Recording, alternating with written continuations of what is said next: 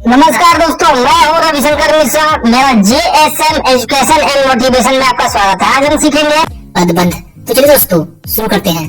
तो दोस्तों सबसे पहले हम लोग जानेंगे कि पदबंध क्या होता है।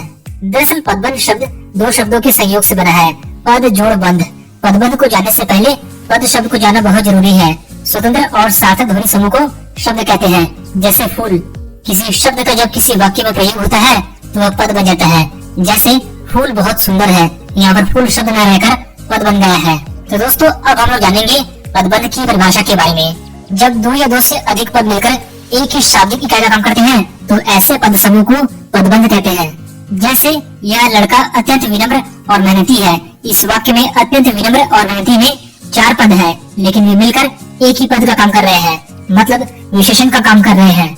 इसी तरह एक और उदाहरण है, जैसे झरना बहता चला जा रहा है।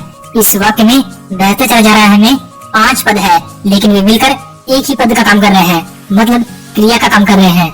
नदी कलकल करती हुई बह रही थी। इस वाक्य में कलकल करती में 3 पद है, लेकिन वे मिलकर एक ही पद का काम कर रहे हैं, मतलब क्रिया विशेषण का काम कर रहे हैं।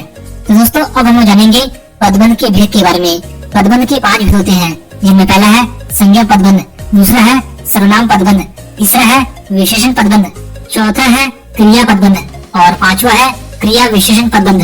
तो दोस्तों सबसे पहले हम लोग पढ़ेंगे संज्ञा पदबंध के बारे में। वह पदबंध जो वाक्य में संज्ञा का कार्य करे तो उसे संज्ञा पदबंध कहते हैं। जैसे लाल रंग की पुस्तक मेज पर रखी है, यहाँ पर लाल रंग की पुस्तक जो है वो संज्ञा पदबंध है। इसी तरह एक और उदाहरण है, उसके जीवन भर की कमाई पल में नष्ट हो गई। यहाँ पर उसके जीवन भर की कमाई जो है वो संज्ञा पदबंध है।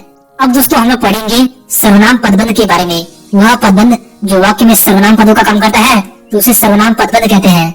जैसे पहला है आपके अपने में कौन आपका साथ देगा, दूसरा है विरोध करने वाले लोगों में से कोई नहीं बोला, और तीसरा है हमारे देश के नेताओं में कुछ नेता अच्छे हैं। तो दोस्तों इन सभी वाक्यों में जो रेखांकित पद है वो सर्वनाम पदबंध है, क्योंकि इसमें कौन, कोई और कुछ सर्वनाम शब्द है। अब दोस्तों हम लोग पढ़ेंगे विशेषण पदबंध के बारे में।